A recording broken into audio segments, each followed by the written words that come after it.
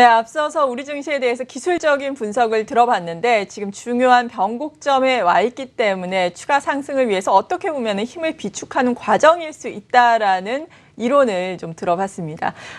힘을 비축하면서 사실 지수 자체는 횡보를 하고 있지만 그래도 종목별로는 이슈가 있는 것들이 있고 오름세가 비교적 크게 나오는 것들이 있죠. 어떤 기업들 눈여겨봐야 하는지 기업들을 중심으로 한 투자 전략 세워드리겠습니다. 유한타증권 선능력지점의 이강일 부장 모셨습니다. 어서 오세요. 네, 안녕하십니까? 네, 지난번에 삼성전자를 비롯해서 몇몇 종목들 말씀해 주셨는데 일단 지금 시장 상황 살펴주시면서 앞으로 시장을 주도하게 될 수 있는 종목들 말씀해 주시죠. 네, 지난 이제 이 시간대 이런 말씀 드렸죠. 그러니까 네. 지금 시장의 주도주는 대형주로 보게 되면 삼성전자, LG화학, 한미약품 이런 종목군들이 주를 이루고 있다 이런 말씀 드렸습니다. 예를 들면 이제 삼성전자 같은 경우는 주주환원 정책이 나오면서 주가가 올라섰고요. LG화학은 이제 이번 주 들어오면서 조정을 좀 거치고 있습니다. 그런데 우리가 좀 주목할 것은 LG화학이랄지 삼성 SDI를 비롯한 2차 전지 그리고 이제 전기차 부품주 같은 경우는 우리가 기사를 한번 잘 눈여겨보십시오. 특히 이제 이 중국 관련해서 중국에서 전기차 관련된 흐름이 좀 많이 나오고 있습니다. 그렇다면은 물론 올해 이 전기차가 시세가 좀 어느 정도 나 있죠. 자, 그런데 앞으로도 제가 봤을 때는 이 조정을 거칠 때 물론 주식을 비싸게 살 필요는 전혀 없습니다. 우리 시장에서는 항상 리스크가 있지 않습니까? 리스크라는 게 지수가 2050을 넘냐 안 나냐, 코스닥이 700선을 넘나 안 나냐. 항상 그런 거에 따지고 미국 금리 인상하게 되면 또 시장 빠지는 거 아니냐. 여러 가지. 아울러서 대북 리스크랄지 여러 가지 존재하지 않습니까? 오히려 그런 기회가 있을 때, 그런 리스크가 존재할 때, 어떤 종목을 사야 되냐. 결국은 우리 옆에는 이제 크게 이 중국이라는 나라가 있기 때문에 이 중국과 맞물리는 업종, 중국에서 키워가고 있는 업종, 그런 쪽으로 우리가 잘 보셔야 한다는 겁니다. 실내로 화장품 같은 게 중국과 비교해서 비교 우위가 있기 때문에 주가가 한 2, 3년 오른 거 아니겠습니까? 네. 그런 논리로 좀 보시면 될 것 같고, 제약주, 한미약품, 공교롭게도 어제 이제, 다국적 제약사의 기술수출권이 나왔죠. 4조 8천억짜리. 나왔습니다. 그러면서 주가가 이제는 한 35만 원부터 쭉 좀 서서히 좀 올랐었죠. 네. 그리고 어제 시간의 단일가에서는 상한가를 좀 기록하는 흐름을 좀 보여줬습니다. 결론적으로 보게 되면 이제 큰 대형주 입장에서는 지금 지수는 저는 지수는 지금 얼마 간다 이런 논리에 빠질 필요는 전혀 없다고 보고 있습니다. 오히려 큰 종목에서 순환매를 돌리고 있고 여기에 또 이 대기업 어떤 재벌 간의 빅딜이 좀 이어지고 있다는 그렇죠. 거. 이런 부분도 상당히 좀 중요하죠.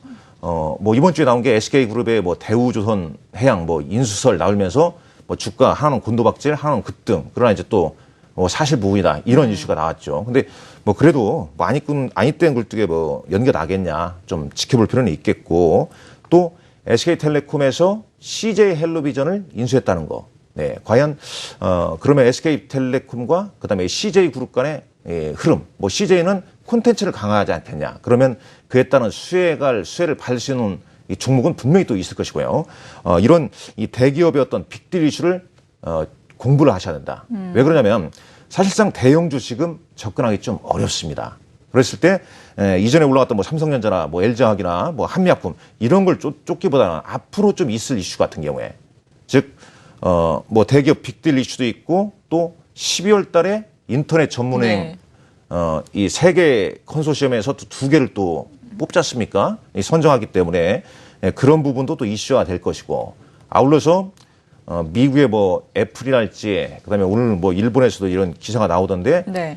자율주행차랄지 드론이랄지 항상 이 주식은 상당히 좀 기회가 존재하고 있기 때문에 그런 것과 연관성 있는 이제 큰 종목을 좀 노리시는 전략을 좀 취하시면 좋을 것 같고요. 코스닥 시장은 이렇게 보시면 될 것 같습니다. 코스닥 시장은 어찌됐든 간에 지금 심리적으로 좀 약간 위축되어 있긴 한데, 그래도 지수는 694선, 그러니까 한 700선대에 가까이 와 있단 말이죠. 물론 이제 700선이 강력한 매물대입니다.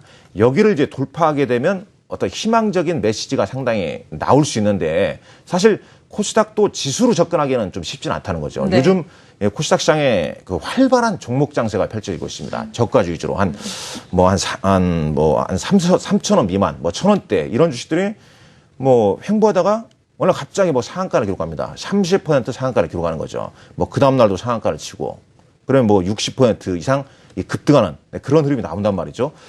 그렇듯이 지금 코스닥은 화려한 어떤 중목 장치로 좀 벌어지고 있는데 이 주목할 것은 두 가지로 보시면 됩니다. 첫 번째는 이런 이제 실적 없이 개별적인 재료로 급등한 종목은 반드시 이제 차익 매물이 나올 수밖에 없습니다. 시기적으로 11월, 12월 사이가 그렇게 되는 거고, 그 다음에 이제 대형주로 봤을 때는 시가총액 상위 종목군들이 한미약품 영향도 받을 수 있겠지만, 뭐 제약사들, 예를 들면 뭐 셀트론이랄지 메디톡스랄지 이런 종목도 같은 연관성을 탈 것이고, 특히 이제 코스닥에 있는 어떤 제약주나 바이오 중에서 어떤 임상이랄지 뭐 기술수출 가능성 그런 종목군들이 부각된 종목군들이 이 각계 전투식으로 좀 주가가 움직임이 좀 나올 수 있다는 점을 좀 참고하시면 좋을 것 같습니다. 네. 그러니까 몇 달 전에 제약 바이오가 같이 모두가 뭐 랠리를 펼쳤던 때와는 다르게 이들 제약 바이오 내에서도 재료를 가지고 있는 종목들로 약간 슬림화 현상이 나타날 수 있다라는 말씀이신데 지금 한미약품 얘기를 해주셨잖아요. 네. 이 밖에도 이슈를 가지고 있는 관련주들 어떤 것들이 있을까요? 네, 그렇습니다. 지금 정확하게 보셨는데, 그러니까 1, 2분기 때는 물론 이제 한미약품이 이제 서두가 되면서 주가를 제약바이오를 많이 이끌었죠. 물론 네. 한미약품뿐만 아니라 뭐 다른 뭐 셀트리온을 비롯해서 바이로메드, 뭐 인트론바이오 이런 종목군들이 많이 이끌었습니다. 2분기까지 올랐죠. 근데 3분기 때 조정을 받았습니다. 근데 4분기 들어와서 이제 어제 뭐 재료가 나왔습니다만 제약주 내에서도 이제 슬림화가 나오는 거죠. 실적도 좀 뒷받침되면서 이슈가 있는 것들. 그러니까 임상, 3상, 뭐 실험, 뭐 완료나 뭐 기술수출 이런 종목군들이 오늘 장에서는 뭐 상승 출발할 수밖에 없는데 뭐 참고로 말씀을 좀 드리자면 네. 대웅제약 같은 경우는 이른바 이제 보톡스 관련해서 나보타라는 게 있죠.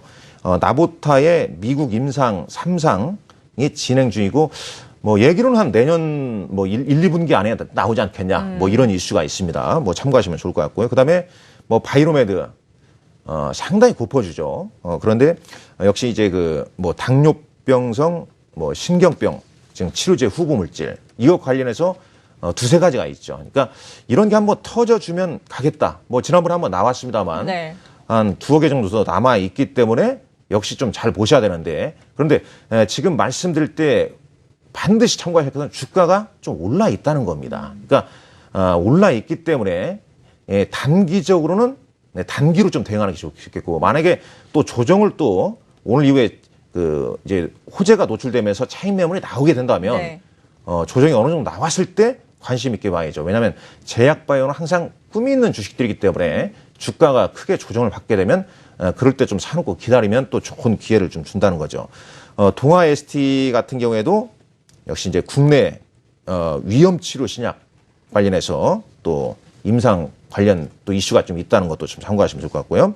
SK케미컬은 이제 혈우병 치료제 이런 부분이고 그리고 이제 뭐 메디톡스 같은 경우는 차세대 제품 메디톡신의 뭐 글로벌 임상 3상 진입 관련 뭐 이런 또 이슈가 있습니다. 이 외에도 또 여러 가지 뭐 개별 종목도 있습니다. 뭐 현대약품도 있고 뭐 G3BNT 뭐 이런 종목도 있고 올해 좀 있었던 뭐 대화제약 같은 경우는 이미 이제 재료가 나왔죠. 그러면서 이제 상한가를 뭐 이루는 그런 흐름을 좀 보이고 있다는 걸 좀 참고하시면 좋을 것 같습니다. 네. 이 밖에도 또 짚어볼 만한 기업들 어떤 곳들이 네. 있을까요?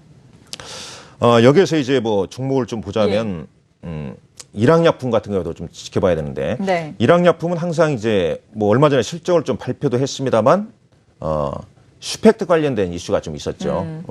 그게 이제 계속 뭐 수출 뭐 이런 이슈가 있기 때문에 중요한 건 이런 것 같습니다. 그러니까 좀 묶어서 보는 게 상당히 좀 좋습니다. 여기서 그러니까 1분기 때 시세를 냈던 종목들 중에서 그 이제 뭐 임상이랄지 기술 수출 관련해서 이슈가 있었던데 그 이슈가 나오지 않은 종목군들. 네. 이제 그런 종목군들이 이제 한미약품이 다시 이제 이런 부분이 나왔기 때문에 반드시 움직일 가능성이 높다는 거죠. 그러니까 어찌 보면 이제 순환매일 수도 있고 그다음에 슬림화일 수도 있는데 슬림화라고 본다면 그런 이제 가능성, 그런 이제 모멘텀이 있던 종목으로 압축해서 공략하시는 게 좋습니다. 네, 그렇군요. 이런 종목들 앞서서 말씀해 주신 것처럼 호재가 나온 이후에 차익 실현 매물이 나올 수 있기 때문에 그 이후에 조정 시에 매수 전략을 주셨는데 한미약품 어제 장 마감 이후에 말씀하신 것처럼 대형 호재가 나왔기 때문에 이 종목을 중점적으로 더욱더 자세하게 살펴보면 좋을 것 같아요. 만약에 보유하고 계신 분들이라면 오늘 장 시나리오별로 대응 전략을 좀 짜주신다면요. 한미약품이 최근 이제 또 이슈가 좀 되고 있지 않습니까? 사회적으로.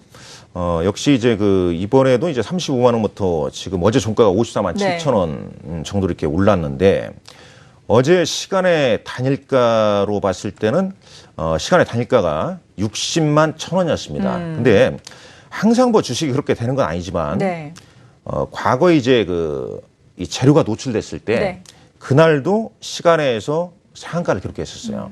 근데 그 다음 날 차익 실현 물량이 나오면서 크게 밀리는 좀 흐름이 나왔습니다.